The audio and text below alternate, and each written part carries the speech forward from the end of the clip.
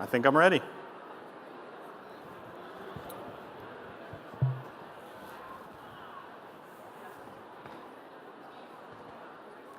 So weird being everybody's over on that side of the room. It's like nobody wants to sit.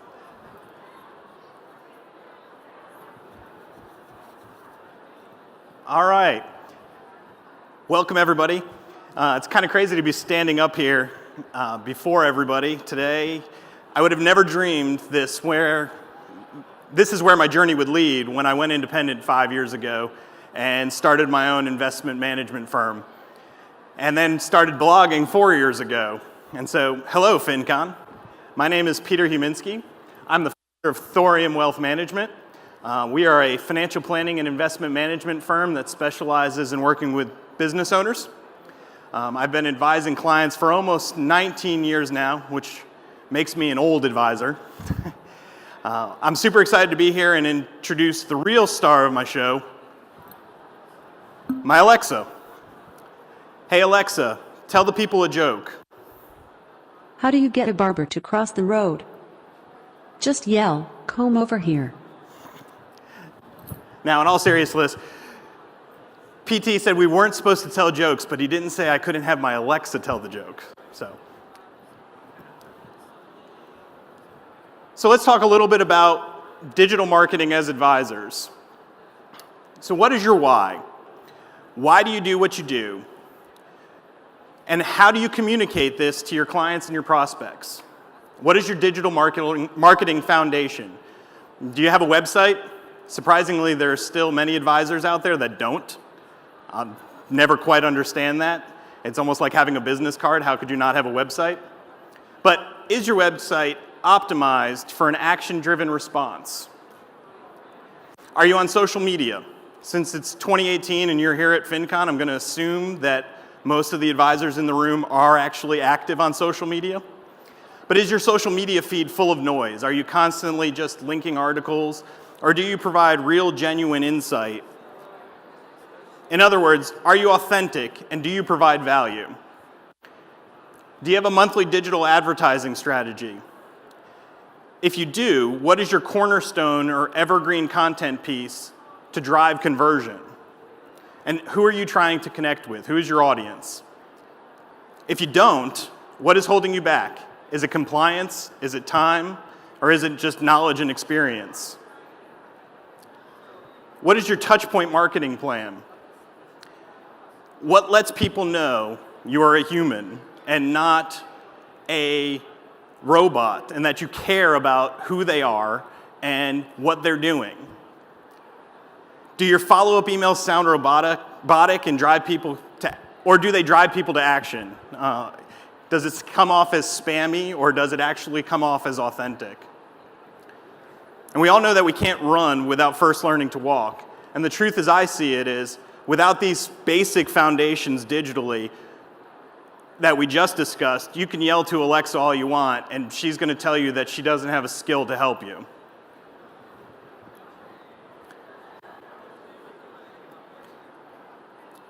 So much like when Apple introduced the mouse and it revolutionized computer navigation, voice is that same tool for the interface to the smart home.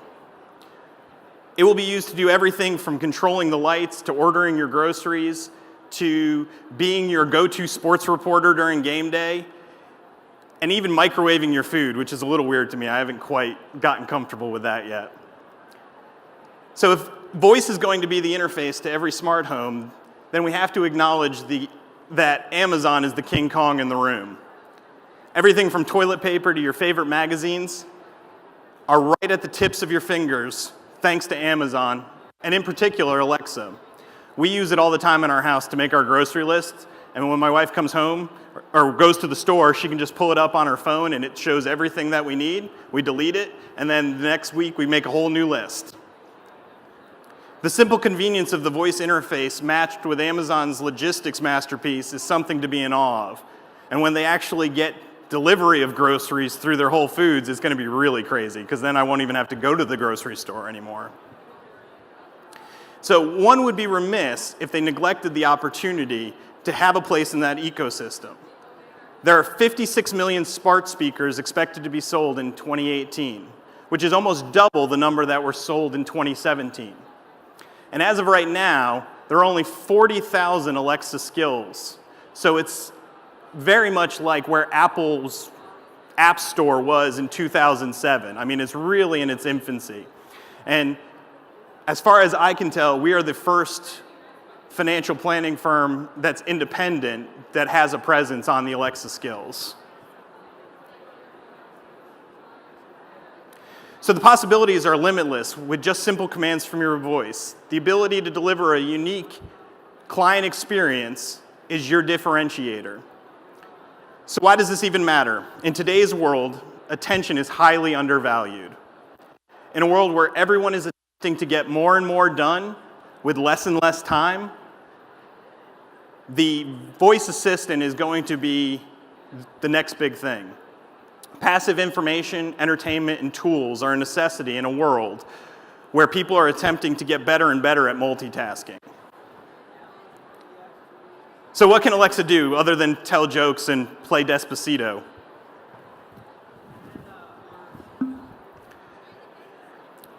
We currently have 3 skills on our Alexa. The first is a flash briefing. Alexa, play my flash briefing. Here's your flash briefing. From Thorium Wealth's Finance Factory Finance Tips. Travel for business or pleasure can be very expensive, so in honor of my speaking at FinCon, I'll share 3 tips for getting the cheapest airfares possible. Tip number 1. Book your trip 7 weeks in advance. Buying your plane tickets 50 days before your flight will save you more than 10% over the average fare, according to data from Airlines Reporting Corporation.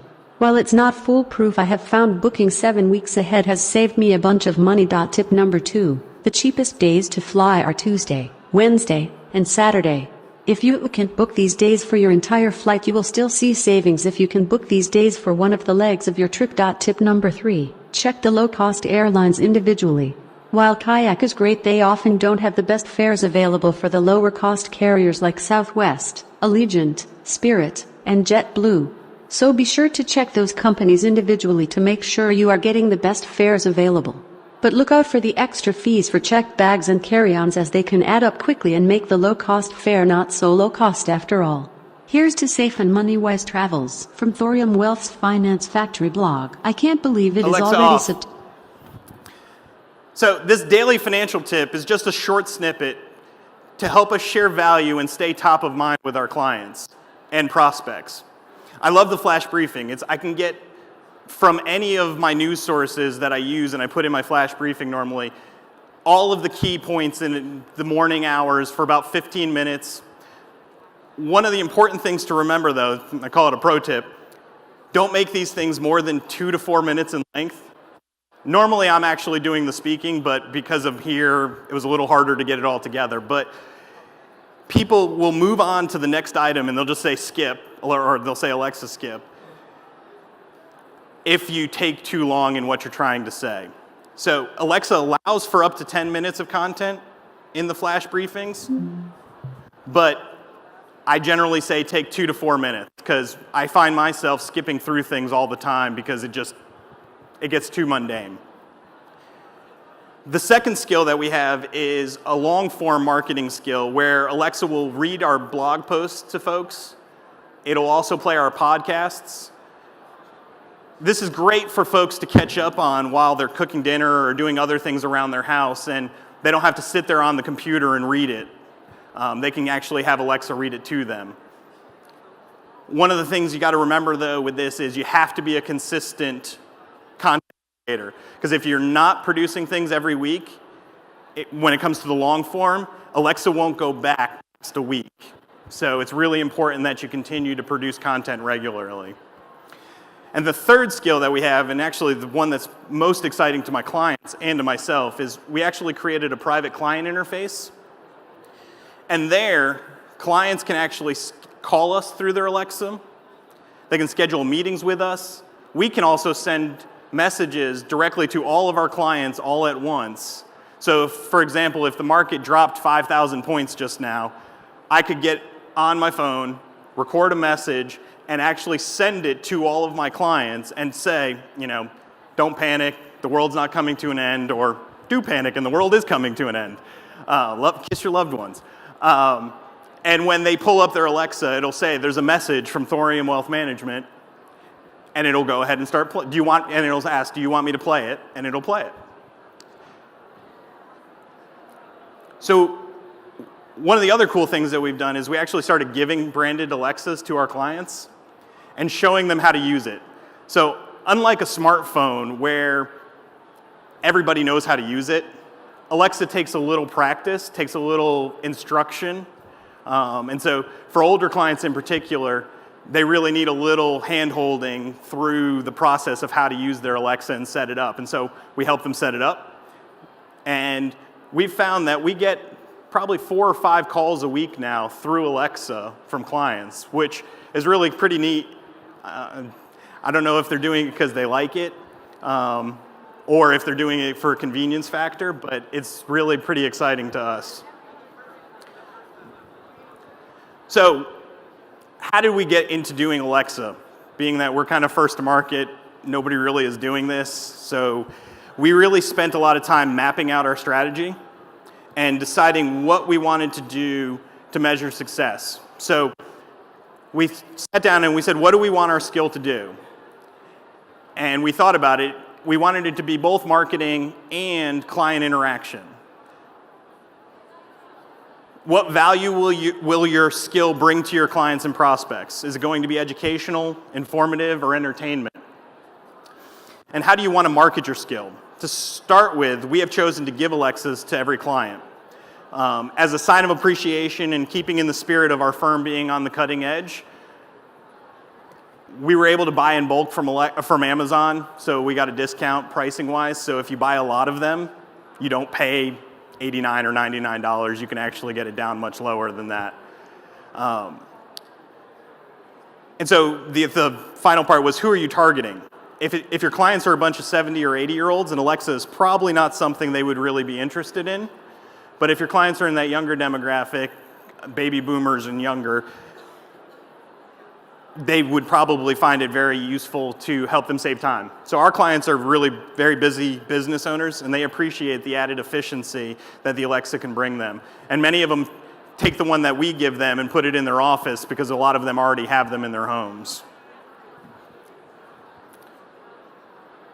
So everyone has different goals for their marketing. For some of us, it's to increase engagement. For others, it's to increase reach. So how can you measure success using Alexa? Because for podcasters, perhaps it's downloads or plays.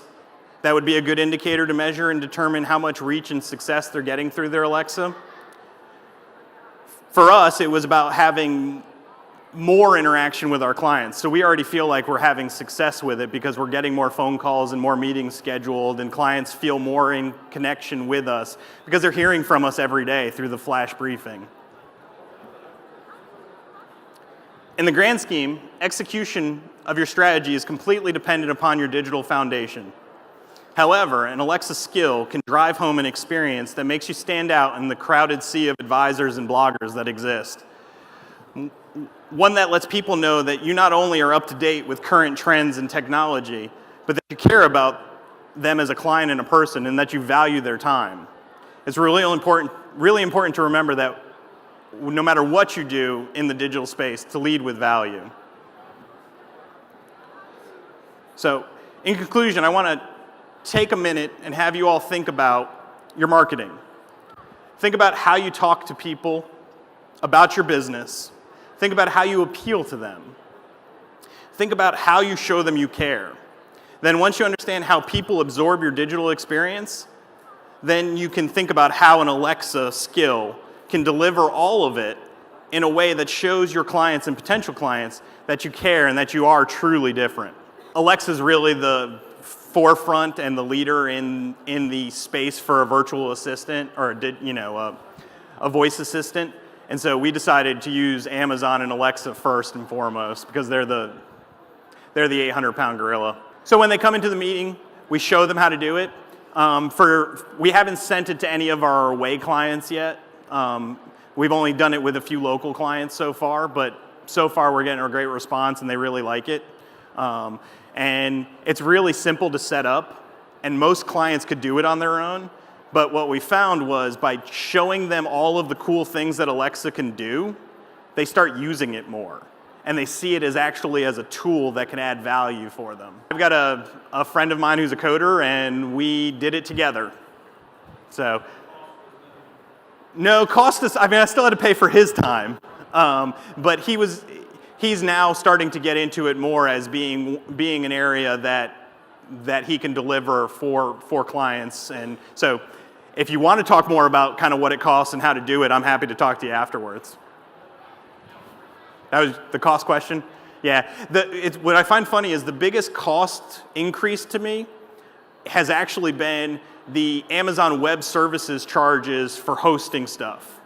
Because we're hosting all of these things on, we use Amazon Web Services for all of our digital platforms. And so we've had an increase in our hosting bill because of all of the additional content we're putting out through flash briefing and everything and the playtimes and all of that stuff. So we have seen those costs go up. So it's something to think about, though, as you're looking through it. So, any other questions?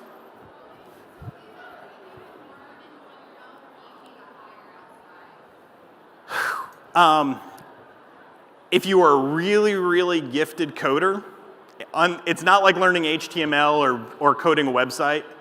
It's much more complicated than that. And so you really do have to hire a professional, either a freelance professional or one of the firms. There are a few firms that exist out there that are doing it, but when I started talking to the firms, they didn't get what my vision really was, and they weren't able to really customize it the way. They just wanted to create a flash briefing. They didn't want to do any of the client-related stuff that I was trying to create, so. Well, thank you all for coming, and if you have any questions afterwards, I'll be around.